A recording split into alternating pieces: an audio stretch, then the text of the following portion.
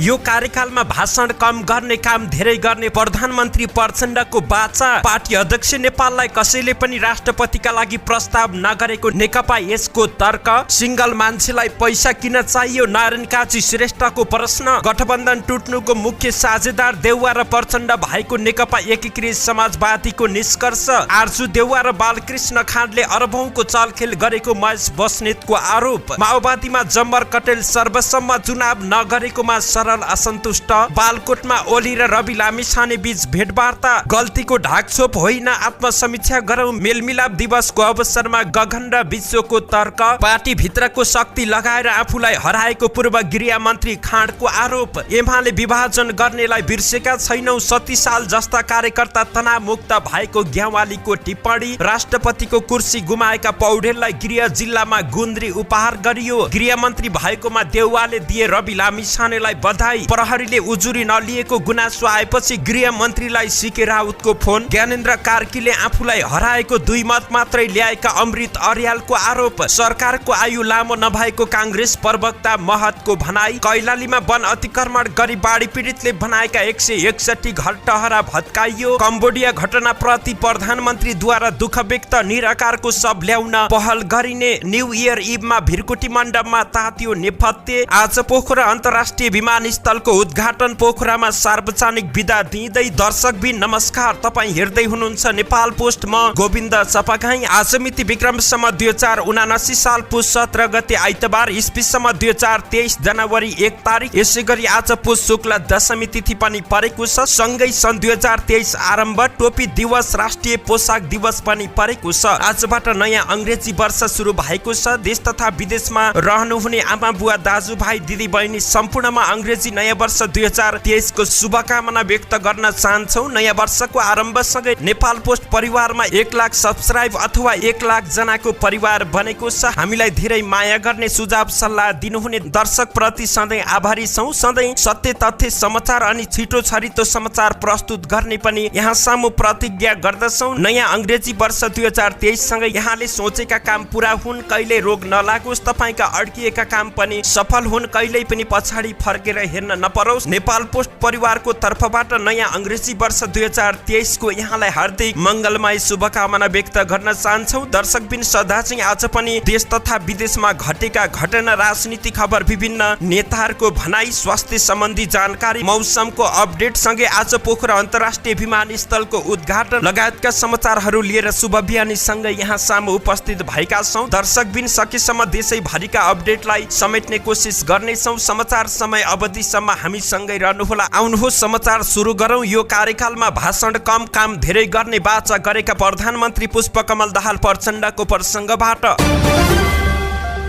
प्रधानमन्त्री पुष्पकमल दाहाल प्रचण्डले आफूले यो कार्यकालमा भाषण कम, काम धेरै गरेर जनताको सेवा गर्ने प्रतिज्ञा गरेका छन्। प्रधानमन्त्री प्रचण्डले सुशासन र समृद्धिको नयाँ युगको सूत्रपात गर्ने सबैलाई एकजुट हुन अपिल समेत गरेका छन्। नारायणी नमुना माध्यमिक विद्यालयको हिरक महोत्सव समारोहलाई सम्बोधन गर्दै उनले भने, प्रधानमन्त्रीको शपथ ग्रहण लिएर पहिलो क्याबिनेट बैठकबाट देशको अर्थतन्त्रमा सुधार गर्नुपर्ने ऐतिहासिक आवश्यकता, सङ्कटबाट पार लगाउनु पर्ने आवश्यकता, सुशासन कायम गर्नुपर्ने आवश्यकता, भ्रष्टाचार र व्यथिति नियन्त्रण गर्नुपर्ने आवश्यकता, जनताले विभिन्न क्षेत्रमा पाइरहेका शास्तिहरूबाट मुक्त गर्नुपर्ने आवश्यकतालाई इंगित गर्दै निर्णय गरिएको थियो। फरक प्रसङ्गमा प्रधानमन्त्री प्रचण्डले कुनै पनि राष्ट्रको सभ्यता र संस्कृतिको अनुशासन र विकासको आधारशिला भनेको शिक्षा भएको बताए। शिक्षाको गुणस्तरद्वारा नै एउटा सभ्य र अनुशासित समाजको निर्माण गर्न सकिन्छ र विकासलाई पनि दिगो रूपमा अगाडि बढाउन सकिने उनको भनाइ रहेको छ। प्रधानमन्त्री प्रचण्डले भने, यसपटक हरेक दिन देशको पक्षमा, जनताको पक्षमा, सुशासनको पक्षमा, विकासको पक्षमा काम गर्दै जाने र नेपाल र नेपाली जनताको आवश्यकतालाई पूरा गर्दै जाने प्रतिबद्धता लिएको छु। आफूले अबको बाँकी जीवन विकास र सुशासनका लागि समर्पित गर्ने बाचा गरेको पनि प्रचण्डको तर्क रहेको थियो।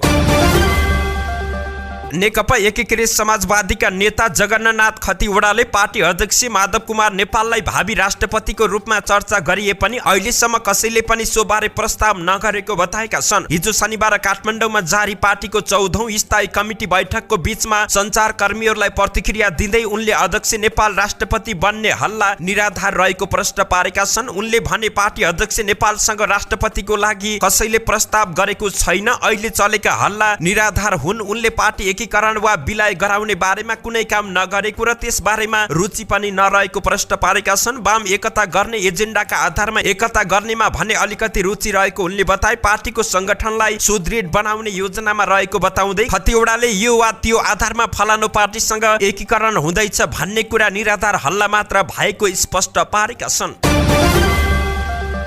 नेकपा माओवादी केन्द्रका नेता एवं उपप्रधान तथा भौतिक पूर्वाधार मन्त्री नारायण काजी श्रेष्ठले आफू पावर र पैसाको लागि नभई काम गर्नका लागि पदमा आएको बताएका छन्। हिजो शनिबार श्रेष्ठको सम्मानमा उनको पारिवारिक सम्बन्ध जोडिएको मेयर सिंह जौवारी प्रतिष्ठानले आयोजना गरेको बधाई तथा शुभकामना कार्यक्रममा बोल्दै आफूलाई पैसाको कुनै लालच नभएको बताएका हुन्। उनले पद पावरका लागि भन्दा पनि देशमा सेवा भावले केही गर्नुपर्छ भन्ने आफ्नो सोच रहेको सुनाएका छन्। नेता श्रेष्ठ हालसम्म पनि अविवाहित नै रहेका छन्। उनले आफू सिंगल नै रहेको भन्दै भएको पैतृक सम्पत्ति समेत बेचेर ऋण तिरेको सुनाएका छन्। उनले आफूसँग अरू कुनै चल अचल सम्पत्ति तथा एक किता शेयर पनि नरहेको बताए। आफ्नो नाममा बैंक ब्यालेन्स पनि नभएको बताएका छन्। राष्ट्रिय सभा सदस्य भएकाले त्यही एउटा राष्ट्रिय सभाले खोलिदिएको बैंक खाता छ, अरू कुनै बैंक खातामा 1 रुपियाँ पनि छैन। माओवादी केन्द्रका वरिष्ठ उपाध्यक्ष समेत रहेका श्रेष्ठले भने न घर छ न जग्गा छ, भएको पैतृक सम्पत्ति पनि बेचेर ऋणपान तिरे बाँकी रहेको पैसा पार्टीको लागि दिएको छु। आफूलाई यहाँसम्म आइपुग्न प्रतिष्ठान र आफ्ना नातेदारहरूको भूमिका पनि महत्त्वपूर्ण रहेको उनले बताएका छन्। तपाईहरूले मलाई कुनै अनावश्यक काम गर्न दबाब दिनु भएन, तपाईहरूको हौसला मेरा लागि सधैँ प्रेरणा बन्यो उनले भने। ऐन नियम विपरीत तपाईहरूले मलाई काम गर्न कुनै दबाब दिनु भएन र त म यहाँ रहेको छु। उनले आफूले आफ्ना नातेदारका लागि भए पनि नियम र कानुनको उल्लङ्घन भने नगर्ने बताए। तर नियम र कानुनको अधीनमा हुँदाहुँदै पनि कसैले होच्याउने वा कमजोर बनाउन खोजेको अवस्थामा भने आफू चुप नबस्ने चेतावनी दिएका छन्। नेकपा एकीकृत समाजवादीले नेपाली कांग्रेस नेतृत्वको गठबन्धन टुट्नुको मुख्य साझेदार नेपाली कांग्रेसका सभापति शेरबहादुर देउवा र माओवादी केन्द्रका अध्यक्ष प्रचण्ड रहेको निष्कर्ष निकालेको छ। हिजो शनिबार पार्टी कार्यालयमा बसेको स्थायी कमिटी बैठकमा गठबन्धन टुट्नुको कारणबारे छलफल भएको थियो। एकीकृत समाजवादीका प्रवक्ता समेत रहेका नेता जगन्नाथ खतिवड़ाले सभापति देउवा र प्रचण्डका कारण गठबन्धन टुटेको बताए। पार्टी बैठकले बीचमा सञ्चारकर्मीहरूसँग कुरा गर्दै उनले कांग्रेस सभापति शेरबहादुर देउवा प्रचण्डलाई प्रधानमन्त्री बनाउने भनेर बोलेको कुरा पूरा नगरेका कारण गठबन्धन टुटेको बताउँदै त्यसबारेमा पार्टी अध्यक्ष माधव नेपाल कुमारलाई पनि थाहा भएको बताए। बैठकमा अध्यक्ष नेपालले सुरुमा देउवाले प्रचण्डलाई प्रधानमन्त्री दिन सहमत भएको आफूलाई थाहा भएको उल्लेख गरेका छन्। देउवाले वचन पूरा नगरेपछि प्रचण्डको प्रतिक्रिया स्वरूप गठबन्धन टुटेको बताउँदै उनले गठबन्धन टुट्नुको मुख्य साझेदार देउवा र प्रचण्ड रहेको उल्लेख गरेका छन्।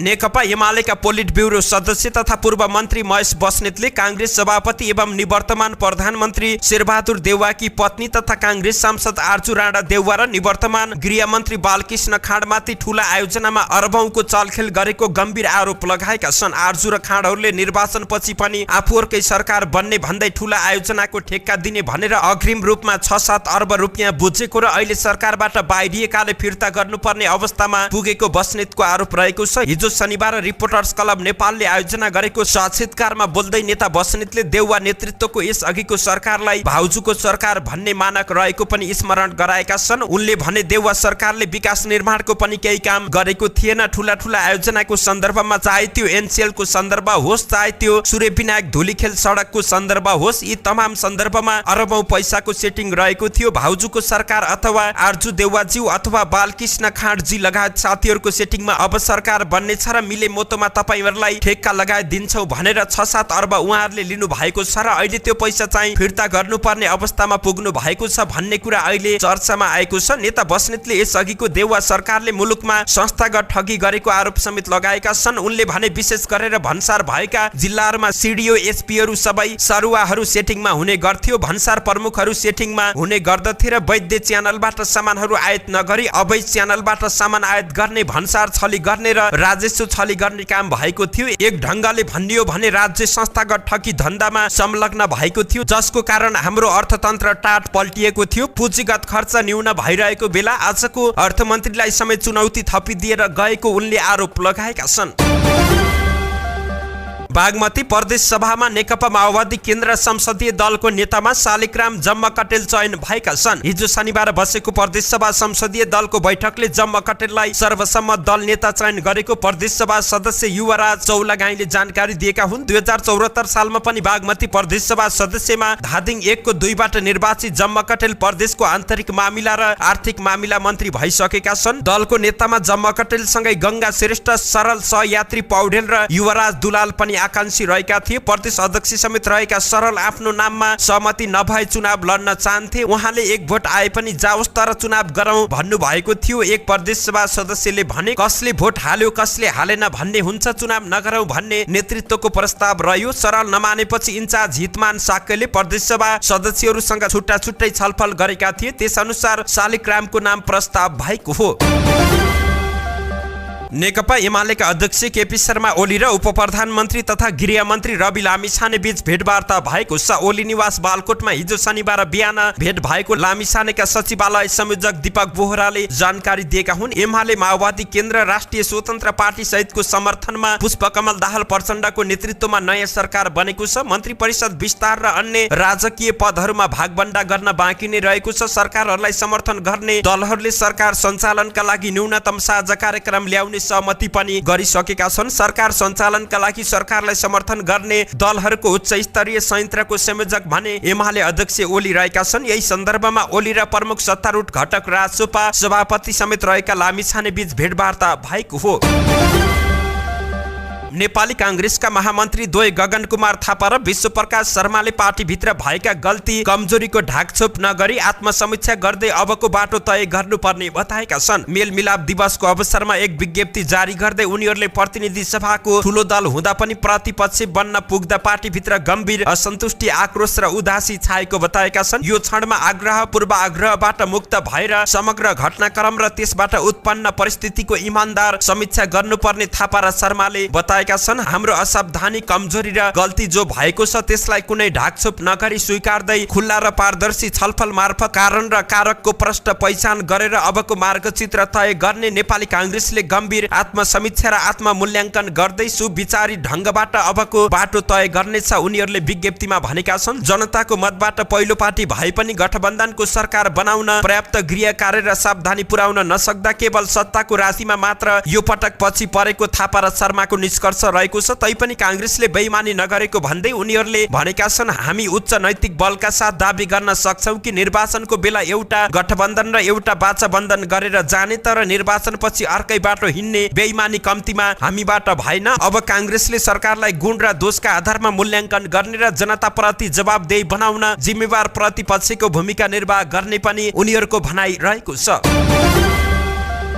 पूर्व गृह मन्त्री तथा कांग्रेसका नेता बालकृष्ण खाँडले चुनावमा आफूलाई हराउन पार्टीभित्र र बाहिरका शक्ति परिचालित भएको दाबी गरेका छन्, तर उनले को परिचालित थिए भनेर खुलाएका छैनन्। बीपी कोइराला अध्ययन प्रतिष्ठानको 6औं साधारण सभा 4थो अधिवेशनको उद्घाटन तथा 46औं राष्ट्रिय एकता तथा मेलमिलाप दिवसको कार्यक्रममा बुटोलमा हिजो शनिबार आयोजित कार्यक्रममा उनले यस्तो बताएका हुन्। आफूलाई हराउन विभिन्न शक्ति लागे पनि यसबारे आफूले कुनै टिप्पणी नगर्ने खाँडले बताए। गत निर्वाचनमा मेरो निर्वाचन क्षेत्रमा पार्टीभित्र र बाहिरका राष्ट्रिय अन्तर्राष्ट्रिय शक्तिहरू मलाई हराउन सक्रिय भए, यसबारे कुनै टिप्पणी गर्नु छैन उनले भने। उनले वर्तमान सत्ता फेरबदलमा कांग्रेस कहाँनिर चुक्यो भन्ने कुराको समीक्षा हुने पनि बताएका छन्। राजनीतिक पार्टीहरूका लागि सत्ता फेरबदल स्वाभाविक प्रक्रिया हो, यसलाई कांग्रेसले अन्यथा लिँदैन, तर कसरी कांग्रेस प्रतिकूल अवस्थामा पुग्यो भन्ने कुराको भने समीक्षा गर्नुपर्छ उनले भने। उनले कहिलेकाहीँ नेपालको राष्ट्रियता मजबुत गर्न, प्रजातन्त्र जोगाउन, कांग्रेसको प्रभावकारिताका लागि पार्टीभित्र एकता गराउँ भन्दा आफू आलोचित हुनु परेको गुनासो गरेका छन्। कार्यक्रममा प्रतिष्ठानका सभापति युवराज गिरीले देशको राजनीतिक परिवर्तनमा नेपाली कांग्रेस पार्टी र बीपीको योगदान बारे स्मरण गर्दै वैभवशाली समाज निर्माणको योगदान रहने बताए। कार्यक्रममा नेपाली कांग्रेस रूपन्देहीका सभापति रामकृष्ण खाँडले राष्ट्रिय एकता र मेलमिलाप एक सिक्काको दुई पाटा भएको भन्दै यसलाई सन्तुलित ढंगले अगाडि बढाउन सके मात्र पार्टी राजनीति र देश सफल हुने बताएका छन्।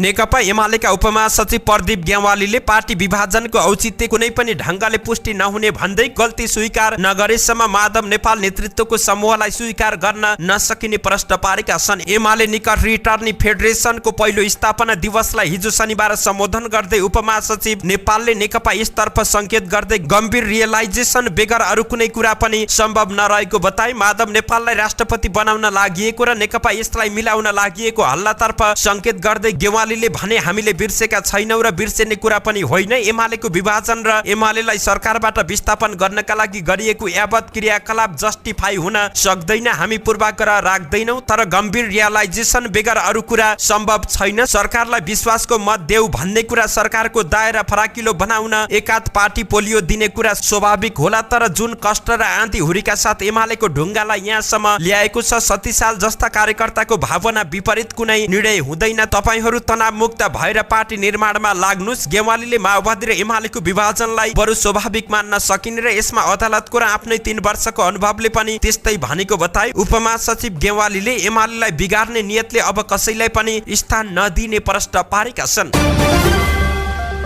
5 दलीय गठबन्धन भत्किएपछि मुखैमा आएको राष्ट्रपति पद गुमेर सबैभन्दा रन्हामा परेका नेपाली कांग्रेसका वरिष्ठ नेता रामचन्द्र पौडेललाई निर्वाचन क्षेत्रका जनताले गुन्द्री उपहार दिएका छन्। तमु लोसारका अवसरमा तनहुको बन्दीपुर 6 स्थित खरेटारमा आयोजित कार्यक्रममा आयोजकले पौडेललाई गुन्द्री उपहार दिएर स्वागत गरेका हुन्। मिलिजुली युवा क्लबले आयोजना गरेको खुल्ला पुरुष भलिबल प्रतियोगितामा पौडेल प्रमुख अतिथि रहेका थिए। जीवनमा एकपटक प्रधानमन्त्री बन्ने लक्ष्य पूरा नभए पनि यसपटक गठबन्धनबाट राष्ट्रपति बन्ने कसरतमा पौडेल रहेका थिए। उनले गठबन्धन टुट्न नदिन अन्तिमसम्म प्रयास गरेका थिए। गठबन्धन टुटेपछि सबै सपना भताभुङ्ग भएको टिप्पणी पौडेलले गरेका छन्। बन्दीपुरमा बुनिएको गुन्द्री उपहार दिँदै पौडेलले यो गठबन्धन पनि कुनै बेला भङ्ग हुन सक्ने बताएका छन्। पूर्व प्रधानमन्त्री एवं नेपाली कांग्रेसका सभापति शेरबहादुर देउवाले उपप्रधान तथा गृह मन्त्री रवि लामिछानेलाई बधाई दिएका छन्। हिजो शनिबार देउवाले उनलाई उपप्रधान तथा गृह मन्त्री बनेकोमा बधाई दिएको लामिछानेका सचिवालय संयोजक दीपक बोहराले जानकारी दिएका हुन्। उनले बधाई दिँदै सफल कार्यकालको लागि शुभकामना समेत दिएका छन्। यस्तै निर्मला पन्तको थप अनुसन्धान गर्न पहिलो निर्णय गरेकोमा खुसी समेत व्यक्त गरेको बोहराले बताएका छन्। सप्तरीमा प्रहरीले उजुरी नलिएको भन्दै जनमत पार्टीका अध्यक्ष सीके राउतले गृहमन्त्री रवि लामिछानेलाई फोन गरी जानकारी गराएका छन्। हिजो शनिबार सामाजिक सञ्जाल फेसबुकमा लेख्दै आफूले पाएको गुनासोबारे गृहमन्त्री लामिछानेलाई जानकारी गराएको बताएका छन्। राउतले आफ्नो क्षेत्रका गुनासोको सम्बोधन गर्न कार्यालयमा गुनासो पेटिका राखेका छन्। त्यसको सम्बोधन गर्ने क्रममा उनले सप्तरीमा महिला हिंसा र यातनाको दर बढ्दो देखिएको बताएका छन्। यसैबीच एक महिलाको कपाल खौरिदिएको घटनामा पीडित महिला प्रहरी समक्ष पुग्दा समेत उजुरी नलिएको गुनासो समेत आएको उनले उल्लेख गरेका छन्। हिजो आफ्नो क्षेत्रका गुनासो सुन्ने क्रममा सप्तरीमा महिला हिंसा र यातनाको दर बढ्दो, कपाल खौरिदिएको पीडित महिला समेत प्रहरीका हिम्मत गरेर जाँदा पनि प्रहरीले उजुरी लिन नमानेको विषय उठेकाले गृहमन्त्री ज्यूलाई सो बारेमा फोन गरेर अवगत गराएको छु उनले भनेका छन्। यस्तै जिल्ला प्रहरी कार्यालय सप्तरीका प्रमुख एसपी अभिनारायण काफ्लेले भने यसको अनुसन्धान भइरहेको बताएका छन्। केही दिन अघिको घटना भएको बताउँदै दुई पक्षबीच छलफल भएको पनि जानकारी दिएका छन्। प्रहरीले लिन नमानेको होइन, हामीले अनुसन्धान गर्दैछौँ। उहाँहरूले अस्ति दुई पक्ष बसेर छलफल गर्छौँ पनि भन्नुभएको थियो, त्यसपछि आउनु भएको छैन उनले भने। उनले जिल्लामा महिला हिंसाको घटना पनि नबढेको दावी गरेका छन्। उनले प्रहरी समक्ष आएको गुनासोको सम्बोधन गरी अनुसन्धान गर्ने पनि बताएका छन्। नेपाली कांग्रेस प्रदेश नम्बर 1 संसदीय दलको नेतामा पराजित बनेका अमृत अर्यालले आफू हारेको दोष पार्टीका अर्का नेता ज्ञानेन्द्र बहादुर कार्कीलाई लगाएका छन्। संसदीय दलको नेतामा उम्मेदवारी दिएका कांग्रेस केन्द्रीय सदस्य अर्यालले शुक्रबार भएको निर्वाचनमा 2 मत मात्रै पाएका थिए। उनले शनिबार विराटनगरमा पत्रकार सम्मेलनको आयोजना गर्दै कांग्रेसका अर्का केन्द्रीय सदस्य एवं पूर्व संचार मन्त्री कार्कीमाथि पराजयको दोष थुपारेका छन्। मोरङको निर्वाचन क्षेत्र नम्बर 5 खबाट प्रदेशसभा सदस्यमा निर्वाचित अर्यालले कार्की लगायतका नेताले असहयोगका कारण आफू पराजित हुनु परेको आरोप लगाएका छन्। पार्टीका केही नेता लागेर मलाई हराए, मेरा विरुद्ध कार्कीले गरेका डिजाइन र गतिविधिको प्रमाण नै रहेको छ, भोइस रेकर्ड पनि मसँग छ उनले भने। समय आएपछि त्यसलाई सार्वजनिक गर्नेछु। अरू पनि नेताहरू मलाई हराउन लागेका थिए, सबैको नाम लिन चाहन्न उनले कार्कीले भने। आफूलाई हराउन भूमिका खेलेको प्रमाण नै रहेको दावी गरेका छन्। कैलालीको भजनी 9 को जनज्योति सोनिया सामुदायिक वनमा अतिक्रमण गरी निर्माण गरिएको बस्ती हटाइएको छ। बाढी पीडितका नाममा वन अतिक्रमण गरी बनाइएका 161 घरटहरा हिजो शनिबार वन कार्यालयले हटाएको छ। भदौमा कान्द्रा नदीमा आएको बाढीले पीडित भएको भन्दै भजनीका स्थानीयले वन क्षेत्रमा घरटहरा निर्माण गरी बस्ती निर्माण गरेका थिए। नदीमा सतह नघट्दासम्म केही दिनका लागि सामुदायिक वनमा अस्थायी रूपमा बस्न दिए पनि घरटहरा निर्माण हुन थालेपछि वन कार्यालयको सहयोगमा अतिक्रमण हटाइएको सामुदायिक वनका अध्यक्ष सुरेश चौधरीले बताए। उनले सुरुवातमा थोरै घरटहरा निर्माण भए पनि पछि बिस्तारै बाढी पीडितका नाममा अतिक्रमण गरी धेरै टहरा बन्न थालेपछि हटाएको जानकारी दिएका छन्। प्रधानमन्त्री पुष्पकमल दाहाल प्रचण्डले कम्बोडियाको क्यासिनोमा भएको आगलागीको घटनाप्रति दुःख व्यक्त गरेका छन्। घटनामा मृत्यु भएका एक नेपाली सहित 19 जना प्रति श्रद्धाञ्जली व्यक्त गर्दै परिवारजनमा संवेदना व्यक्त गरेका छन्। आगलागीमा परेर झापाको बिर्तामोड नगरपालिका एक घर भएका 40 वर्षीय निराकार पाण्डे सहित 19 जनाको निधन भएको थियो। प्रधानमन्त्री प्रचण्डले पाण्डेको शव नेपाल ल्याउन पहल गर्ने बताएका छन्। उनले सम्बन्धित निकायलाई परिचालन गर्न मुख्य सचिवलाई भनेको समेत उल्लेख गरेका छन्। यसैगरी हिजो राति नेपथ्यले काठमाडौँको भिरकुटी मण्डपमा कन्सर्ट गरेको छ। देश दौडामा रहेको लोकरक ब्यान्डले हिजो शनिबार काठमाडौँको भिरकुटी मण्डपमा कन्सर्ट गरेको हो। कन्सर्ट हेर्न केपी ओली र गगन थापा पनि पुगेका थिए। उनीहरूसँगै हरिवंश आचार्य लगायत कलाकारहरू पनि त्यहाँ पुगेका थिए। यसअघि नेपथ्य देशका विभिन्न स्थानमा पुगेर कन्सर्ट गरिसकेको छ। विराटनगर, वीरगञ्ज, हेटौडा, चितवन, नेपालगञ्ज, धनगढी, सुर्खेत, बुटोल, पोखरा लगायत ठाउँमा कन्सर्ट गरी हिजो काठमाडौँमा आयोजना गरिएको थियो। अंग्रेजी नयाँ वर्षको पूर्व सन्ध्यामा नेपथ्यले कन्सर्ट गरेको थियो। नेपथ्यले मानव सेवा आश्रम संघको सहकार्यमा कन्सर्ट गरेको थियो। 50 वर्ष अघि पोखरेलीले देखेको सपना आज आइतबार पूरा हुने भएको छ। 5 दशक लामो उतार चढावपछि पोखरा अन्तर्राष्ट्रिय विमानस्थल आज आइतबार प्रधानमन्त्री पुष्पकमल दाहाल प्रचण्डले उद्घाटन गर्दैछन्। यही खुसीमा पोखरा महानगरपालिकाले आज आइतबार सार्वजनिक बिदा दिएको छ। आज आइतबार अमरसिंह चोकदेखि विमानस्थलसम्म विभिन्न जात जातिको सांस्कृतिक झाँकी सहित र्याली निकाल्ने तयारी रहेको छ। विमानस्थलको परिकल्पना गरी जग्गा अधिग्रहण सुरु गरेका तत्कालीन अञ्चलाधीश शङ्करराज पाठकलाई अभिनन्दन गर्ने कार्यक्रम रहेको छ। उनीसँगै तत्कालीन प्लानर पदमबहादुर छेत्रीलाई पनि अभिनन्दन गर्ने कार्यक्रम रहेको थियो, तर उनी उपचारका लागि बाहिर रहेका छन्। शुभारम्भ समारोहमा उप प्रधानमन्त्री तथा अर्थमन्त्री विष्णु पौडेल, विभिन्न राजनीतिक दलका शीर्ष नेताहरू, उद्योगी तथा पर्यटन व्यवसायको बृहत सहभागिता रहने पोखरा अन्तर्राष्ट्रिय विमानस्थलका निर्देशक विक्रम गौतमले बताए। फेब्रुअरी 23 देखि दैनिक 18 घण्टा उडान हुने पनि उनले बताएका छन्। नेपाल नागरिक उड्डयन प्राधिकरण, प्रदेश सरकार, पोखरा महानगरपालिका, पोखरा पर्यटन परिषद लगायत पर्यटन संघ संस्थाको सहभागितामा उद्घाटन हुने उनले बताएका छन्। आज बिहान पहिलो उडानबाट विमानस्थलमा अवतरण गर्ने जहाजका चालक दल तथा यात्रुलाई फूलमालाले स्वागत गरिने कार्यक्रम रहेको छ।